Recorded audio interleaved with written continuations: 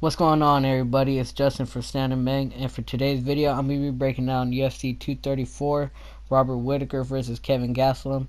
Now, I'm not going to be breaking down as many fights on this video like I usually do, due to the fact that this fight card is very top heavy with the main event, co-main event. Other than that, it's not as stacked, but there's some very good fights to look out for, especially on the Fight Pass prelims, and that leads me to the first fight I'm going to be breaking down, which is Lando Venata versus Marcos Mariano. I hope I said his name right. Now, I couldn't find too much about Marcos on YouTube. I could only find one fight about him, and in that fight, you could just, what I could pick out from it is that he likes to strike. He seems pretty good with his movement. He has like a karate style kinda. He's very tall. He's very tall for lightweight. He's 6'1", I believe, and he likes to strike. And the guy that he was fighting, I don't know who he was, but he took him down a couple times, and it seemed like to me that Marcos didn't really have an answer when he gets to the ground. He doesn't seem like he knows how to get up, and he doesn't seem like he has a submission offense from his back. So from what I could take from the one fight that I could find on YouTube is that Marcos likes to strike. He has a karate style kinda. He likes using his 1-2s, his jab, and he's gonna be fighting Lando Venata, who also loves to strike, also kind of has a karate style. So I see this fight taking place mostly on the feet with some very good striking exchanges. Lando Venata though has been kind of counting out recently with his tough losses, where he had a tough fight against Matt Varola, and that went to a draw, and then he had the tough fight with Jakar Close, and he lost that one by decision, and had an amazing fight with Bobby Green, but that one went to a draw. So, Lando's been getting kind of counted out recently, so I think he needs to get a very good win to remind people what he's capable of, remind people of the Lando Venata that got that crazy spinning heel kick knockout and almost knocked out Tony Ferguson in his debut. I think he needs to get a win and remind people of that Lando, that groovy Lando Venata, because I believe he could still do it. He just needs to make some adjustments. Where you see in his recent fights, he has this crazy high pace, and he always does good in the first 2 rounds. He always drops the opponent usually, or just outstrikes him, but then he has this dip where his output's so high, and then he just fades in the later rounds. It's kind of like when you play UFC 3 and you're just spamming hooks and spamming, crazy hook, spinning heel kicks and stuff, and that's all uses a lot of energy. So if he's made that adjustment and fixed his gas tank, he'll be a killer. He'll be an insane killer, because like you see in his debut against Tony Ferguson, he's very high level, has elite striking. He just has some little adjustments he needs to make, and he'll definitely be in the top 10 pretty soon. And so my prediction for this fight, it's going to be a very good striking match, I believe. I just think Lando Venata is going to be just more experienced, more accurate, better placement with his shots. I could see Marcos still landing some good body kicks on Lando, probably, because Marcos, that one fight that I could see, he likes to use his right kick a lot, so he's very good with his body kick. And I read a article about Marcos where he was saying that he's been preparing and getting a lot of looks in his camp for this fight, so it seems like he's taking it serious. He's talking about how he wants to go up the rankings and get a title shot. So hey, for this guy's debut, he's going to be fighting a killer though, Lando Venata. Very good fight to look out for on the Fight Pass prelims. One that's getting kind of underlooked, but a very good fight. I think Lando Venata though is going to pull it off by a first round TKO. I think Lando Venata is going to be really on point, and he's going to show this debuter what's up. So I got Lando Venata by first round TKO.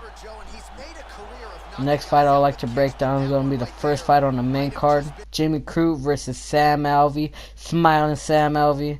This is a very good fight. Another matchup I believe will be take place on the feet. Very good back and forth striking matchup.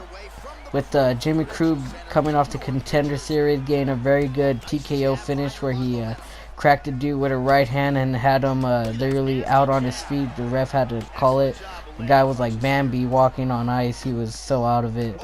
And then he, in his debut in the UFC, he got a very good submission win over Paul Craig. So Jimmy Crute's a guy to look out for in the light heavyweight division. He's 9-0 right now. He's up and coming, and he's getting finishes. And he's gonna be fighting Sam Alvey, who's, man, I'm a big fan of Sam Alvey. Just the energy he brings. He's just such a positive person. Always smiling. Always is bringing positive energy, no matter if he wins or loses. Always respectful. With Sam Alvey, had a tough fight in his last fight though, where he fought Nogueira and he got TKO'd in that fight. I was really rooting for Alvey in that fight, but he got caught, and you know, you get hit with Nogueira, you're gonna go down, no matter how old Nogueira is. So, but before he got knocked out, he was getting some good wins. He got a decision over Vellante, who's no pushover, and then he got that awesome knockout of Marcin, I believe his name is, where the guy was just walking towards Alvey, and Alvey cracked him with his left hook. Alvey has a very good left hook. He likes going to it. And that's one of Alvey's only main weapons is his left hook. He throws it all the time. He has some okay body kicks, but besides that, Alvey's pretty not necessarily sluggish, but just very stationary, and he likes throwing out that left hook. But if that left hook lands, as you can see in that Marcin fight, it's gonna put you out.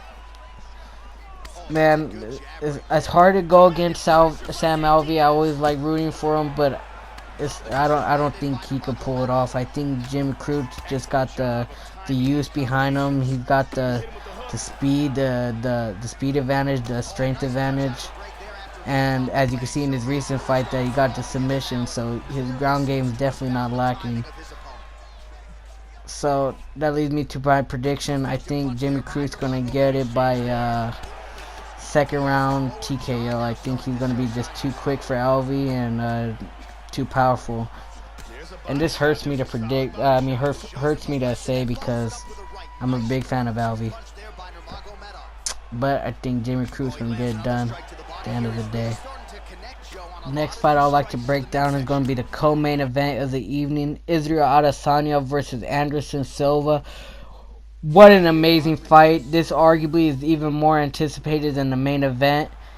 This fight is just, oh my god, can we just thank the MMA gods for this matchup? This matchup on paper should be insane. We've seen crazy matchups on paper disappoint, but I don't see how this one could disappoint. This could either be the reigniting the fire under Anderson Silva and he could get a title shot, or this could be the passing of the torch to Israel Adesanya. Super intriguing matchup, so let's get into it. We got Anderson Silva, who's got, in his recent fight, he's coming off a 2-year layoff, and in his recent fight he had a decision win over Derek Brunson. Some people say that Anderson Silva actually lost that fight. Very close fight though. A very good win though that Anderson Silva needed to get in a position like this. But if you look before that, Anderson Silva was necessarily not doing the worst. Like, he had that fight with Bisping, and yes, he lost by decision, and yes, that catapulted Bisping to do very great things. But if you look in that fight, Anderson Silva looked very good. He had some very good front kicks that were catching Bisping, and then obviously the highlight of that fight, the amazing flying knees that dropped and folded Bisping. So you know Silva's got that killer instinct to just whapa and launch out of nowhere, you know, and still crack somebody. Now that was 2.5 years ago, 3 years ago.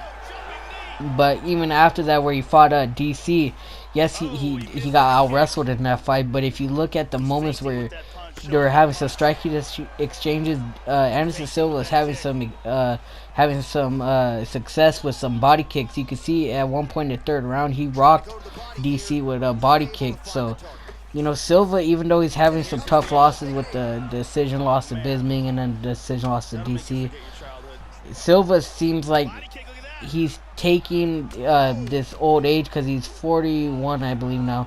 He's taking his old age pretty good. He's still able to hurt and crack people, especially with some crazy moves like a flying knee. So I think we shouldn't count out Silva as much as some people are.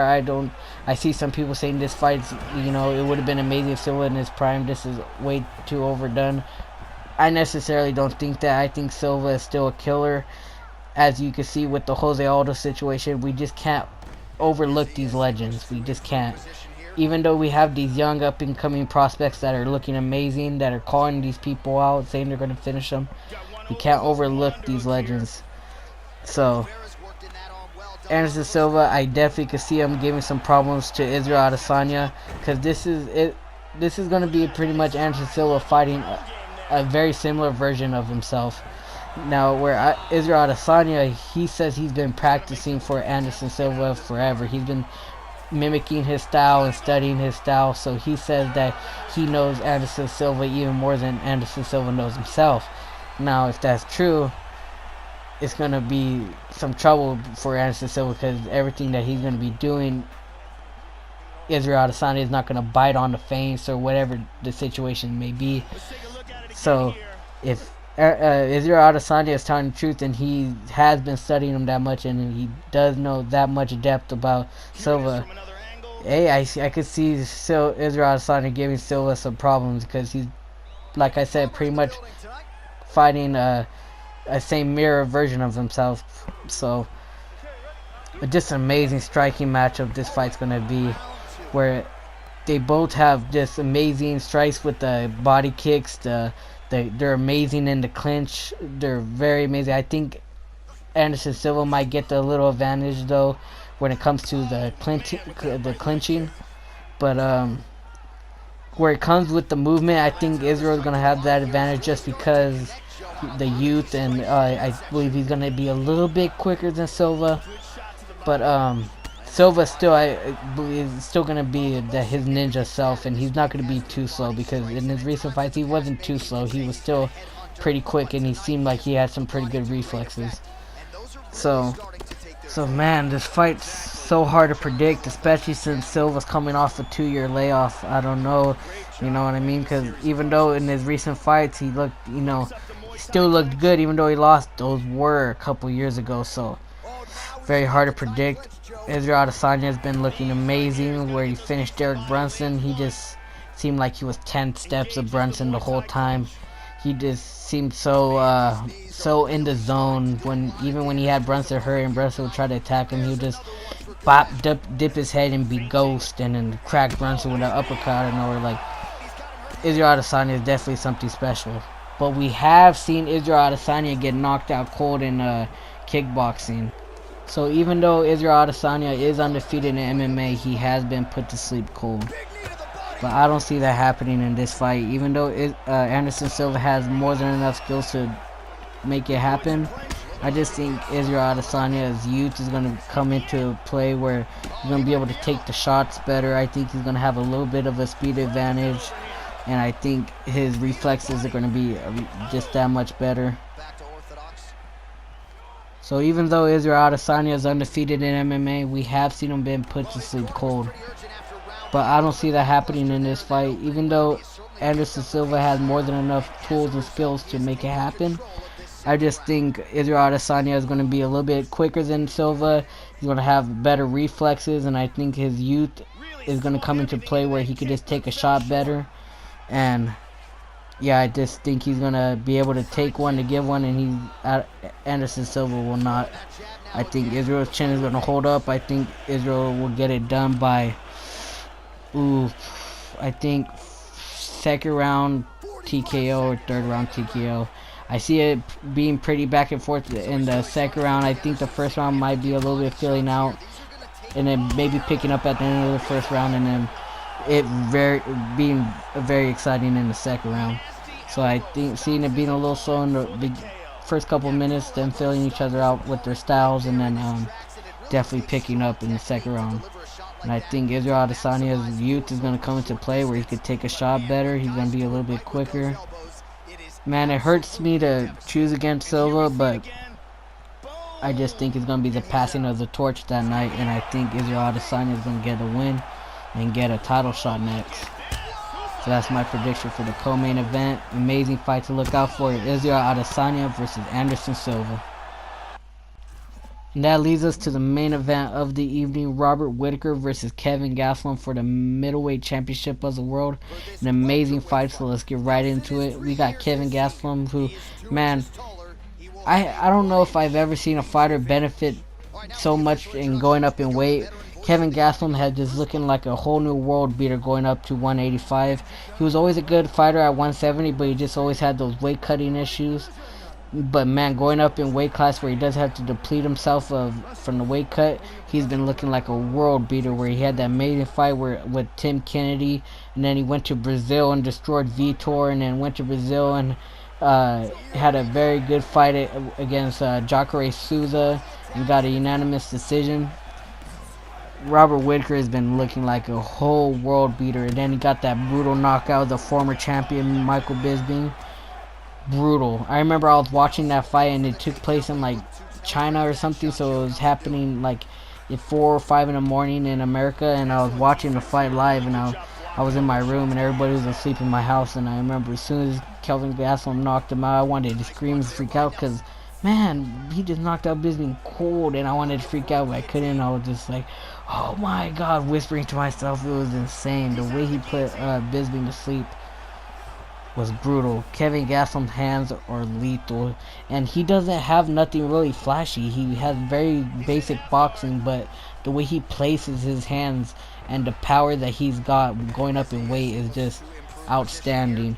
He has a very simple boxing style, which is 1-2s, hook, and then a straight, and but it's even though it's very basic, it's very effective. And but he's going to need to come on point and in shape for this fight, because he's going to be fighting Robert Whittaker, who's an absolute killer, a true champion, where he displayed in his last fight against Romero with, man, you knock him down, you hit him, he's going to keep coming. You're going to have to knock him out cold, or else he's going to keep finding a way to win and keep looking for single legs and stuff, because even though he got dropped 3 times in that fight, he did not look one way for a way out. He kept on trying to fight. He kept on trying to go for a single leg.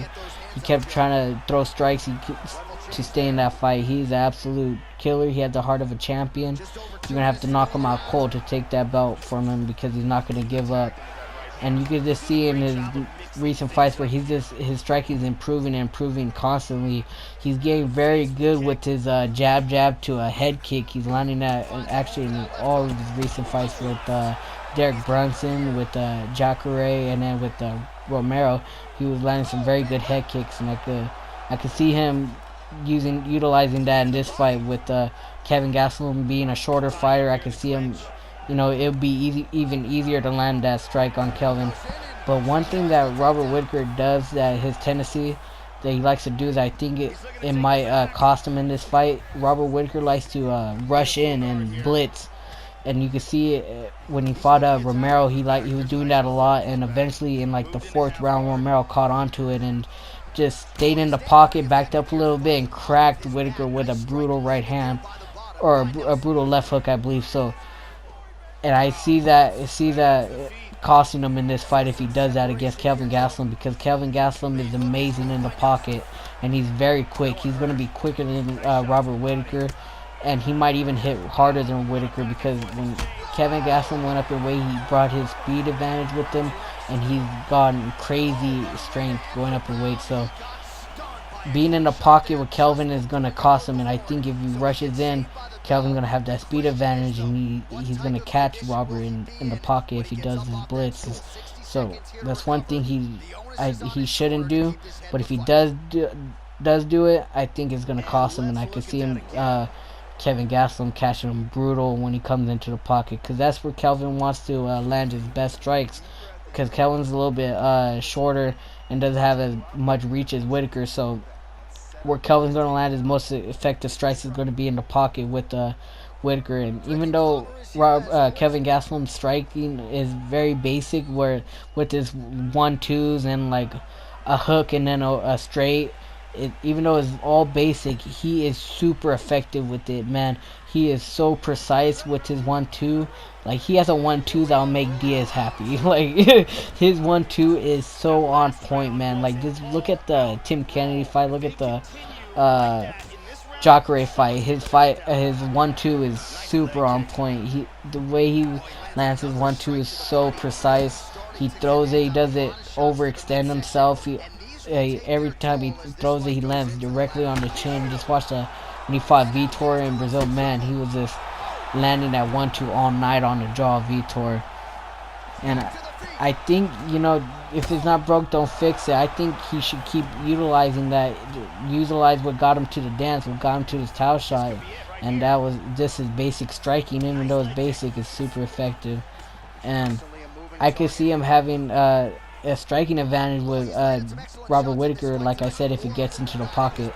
Because he's going to have that speed advantage, and he's definitely going to hit harder than Whittaker. So, a very hard fight to call. Especially with, Whittaker being so tough and having a granite chin. Who's going to need to come on point, because like in his recent fight with Chris Weidman, even though he dropped Weidman, Kelvin Gastelum ended up getting submitted in that fight. So this is what I mean by he needs to come on point, because if he hits Robert Whittaker in this fight and rocks Whittaker, but Whittaker stays in this fight and then Kevin has like an adrenaline dump, this is what I mean he needs to come on point, because Whittaker is going to keep coming to you if you don't knock him out cold. And Kelvin Gastelum can't be in those situations like he was with Chris Weidman, where he rocks Chris and then he has this big adrenaline dump because he's about to finish the fight, and then Chris ends up getting him to the ground and choking him out, and then he can't do nothing about it. So he needs to be very on point, needs to come very good in shape, but he does have the tools to get it done. It's a very hard fight to call, man. But at the end of the day, my final prediction is going to be Kelvin Gastelum. I think Kelvin Gastelum is going to be the new middleweight champion of the world. I know a lot of people might disagree with me. It's hard to go against Whittaker, but Kelvin Gastelum just been looking like a world beater, man. I think he got what it takes to be the champion. I think he's going to pull it off. I think he's going to get it done by I don't know. I see a first round knockout. He's calling a first round knockout, and I can see that happening because Kelvin Gastelum has a crazy first round to deal with. So I'm having a bold prediction. I'm calling Kelvin Gastelum by first round knockout. Alright guys, that's my prediction for UFC 234. An amazing card. More top heavy like I said in the beginning of this video, but very good fight, very good card to look out for. Don't overlook it. Very good fights on the Fight Pass prelims with the Lando fight, and then good fight with Sam Alvey and Jimmy Crute. So don't overlook this fight, and an amazing co-main event and main event, obviously. So alright guys, till the next video. I'm going to be making a video probably on Sunday, my reaction and results to the fight card. Alright guys, thank you for watching all the way to the end. You're ruined. Please like, subscribe, and comment. Later. Peace.